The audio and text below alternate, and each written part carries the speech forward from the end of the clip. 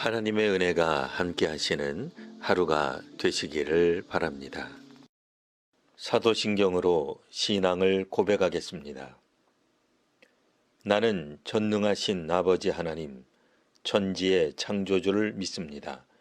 나는 그의 유일하신 아들, 우리 주 예수 그리스도를 믿습니다. 그는 성령으로 잉태되어 동정녀 마리아에게서 나시고 본디오 빌라도에게 고난을 받아 십자가에 못 박혀 죽으시고 장사된 지 사흘 만에 죽은 자 가운데서 다시 살아나셨으며 하늘에 오르시어 전능하신 아버지 하나님 우편에 앉아 계시다가 거기로부터 살아있는 자와 죽은 자를 심판하러 오십니다. 나는 성령을 믿으며 거룩한 공교회와 성도의 교제와 죄를 용서받는 것과 몸의 부활과 영생을 믿습니다. 아멘. 이제 다 함께 찬송하겠습니다.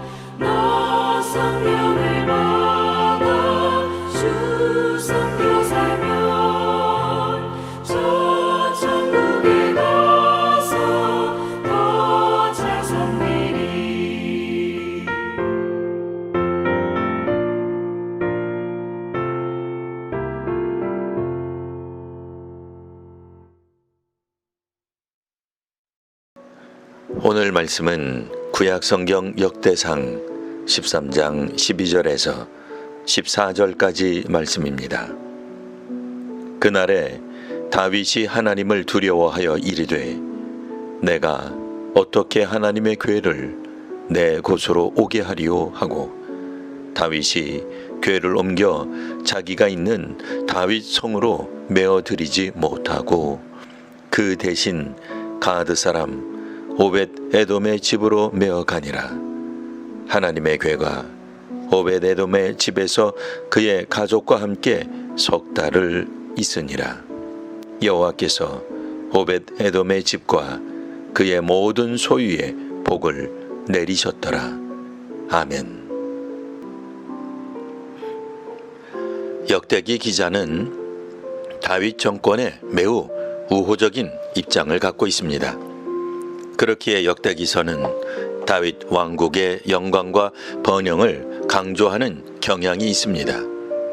하지만 오늘 본문은 다윗의 통치 초기에 발생한 비극적인 일을 다루고 있습니다. 이례적으로 다윗의 실패를 다루고 있습니다.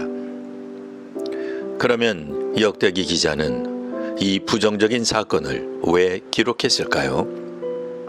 이는 단순히 역사적 사실을 전달하는 것을 넘어 이스라엘 백성들이 하나님의 거룩하심을 어떻게 대해야 하는지에 대한 중요한 신학적 메시지를 전달하는 목적이 있습니다. 다윗은 이스라엘 왕이 된 후 하나님의 언약궤를 예루살렘으로 옮겨옴으로써 하나님의 임재를 백성들의 삶의 중심에 두려고 했습니다. 이는 매우 훌륭하고 경건한 의도였습니다. 그러나 문제는 방법에 있었습니다. 언약궤는 레위 지파의 고핫 자손들이 어깨에 메고 운반해야 했습니다. 이들은 언약궤를 만지면 안 되었고 부정한 상태로 가까이 가는 것도 금지되었습니다. 하지만 다윗과 이스라엘 회중들은 이러한 하나님의 명령을 간과합니다. 언약궤를 레위 지파 사람들이 아니라 소가 운반하도록 하였습니다. 게다가 수레가 흔들리자 우사는 언약궤를 붙들었고 그 자리에서 하나님의 진노로 죽게 됩니다.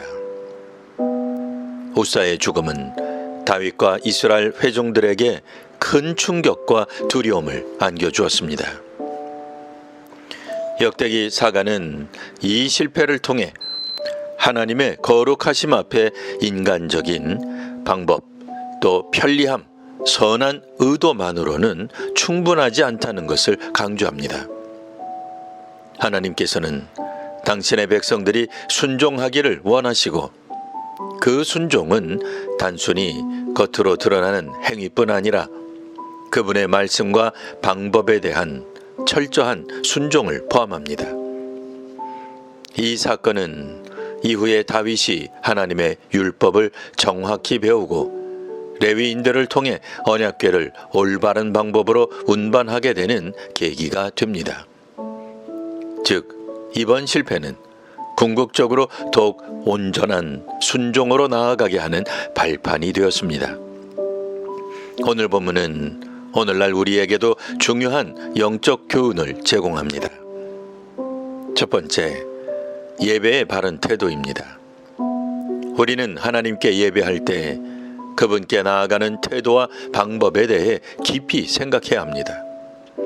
하나님은 사랑이시지만 동시에 지극히 거룩하신 분이십니다. 하나님의 말씀에 기초하여 그분이 원하시는 예배를 드려야 합니다. 예배는 우리의 뜻대로 드리는 것이 아니라 하나님의 뜻에 합당하게 드려야 합니다. 둘째, 하나님의 말씀에 대한 철저한 순종의 중요성입니다. 다윗과 이스라엘 백성들은 언약궤를 옮기는 선한 의도를 가지고 있었지만 하나님의 방법을 따르지 않았습니다. 우리의 삶도 마찬가지입니다. 우리는 때로 선한 의도를 가지고 어떤 일을 행한다지만 하나님의 말씀과 뜻을 간과할 때가 있습니다. 그러나 하나님은 우리가 선한 의도를 가지고 있더라도 그분의 말씀에 철저히 순종하기를 원하십니다. 순종은 우리 삶의 모든 영역에서 이루어져야 하며 이는 때로 우리의 생각과 다르거나 불편할지라도 하나님의 말씀에 따라야 함을 의미합니다. 셋째, 실패를 통한 배움과 성숙입니다. 다윗은 이 실패를 통해 큰 두려움과 깨달음을 얻었습니다. 그는 자신의 의도만으로는 충분하지 않다는 것을 깨달았고 이후 하나님의 말씀을 더 깊이 연구하고 순종하는 왕이 됩니다. 우리도 살아가면서 실패를 경험할 때가 있습니다. 그러나 중요한 것은 그 실패를 통해 무엇을 배우고 성장하느냐입니다. 실패는 우리를 좌절시키기 위한 것이 아니라 하나님의 뜻을 더 깊이 깨닫고 그분께 더 가까이 나아가게 하는 기회가 될 수 있습니다. 우리의 예배와 삶의 모든 순간이 하나님의 뜻과 방법에 합당하도록 노력하며 혹 실패하더라도 이를 통해 주님께 더 가까이 나아가는 저와 여러분이 되시기를 주님의 이름으로 축원합니다. 아멘. 하나님, 오늘 말씀을 통해 우사의 죽음과 언약궤 운반 실패라는 충격적인 사건을 묵상하게 하시니 감사드립니다. 주님께서는 다윗과 이스라엘 백성들의 선한 의도에도 불구하고 주님의 말씀에 대한 철저한 순종이 얼마나 중요한지를 가르쳐 주셨습니다. 주님의 거룩하심 앞에 인간적인 편리함이나 생각으로 나아갈 수 없음을 다시 한번 깨닫게 하시니 감사합니다. 하나님, 저희의 삶 가운데 주님을 향한 열정과 선한 의도가 있더라도 주님의 방법이 아닌 우리의 방법대로 행하려 했던 순간들은 없었는지 돌아보게 하옵소서. 저희의 예배와 봉사 그리고 모든 삶의 영역에서 주님의 말씀과 뜻이 아닌 저희의 뜻대로 행하려 했던 교만함을 용서하여 주시옵소서. 주님, 저희가 오직 주님 말씀에 철저히 순종하는 삶을 살게 하옵소서. 주님의 뜻을 구하고 주님의 방법을 따르며 주님께서 기뻐하시는 예배와 봉사를 드릴 수 있도록 저희의 마음과 생각을 붙들어 주시옵소서. 때로는 저희의 생각과 다르거나 힘들더라도 주님의 말씀이 가장 완전하고 옳은 길임을 믿고 따르게 하옵소서. 실패를 통해 배움의 길로 나아갈 수 있는 은혜도 허락하여 주옵소서. 하나님의 사람들로 자만과 교만에서 벗어나게 하옵소서. 하나님이 하시는 방법이라는 말이 여전히 이해가 되지 않는 이들에게 은총을 더하여 주옵소서. 예수님 이름으로 기도드립니다. 아멘.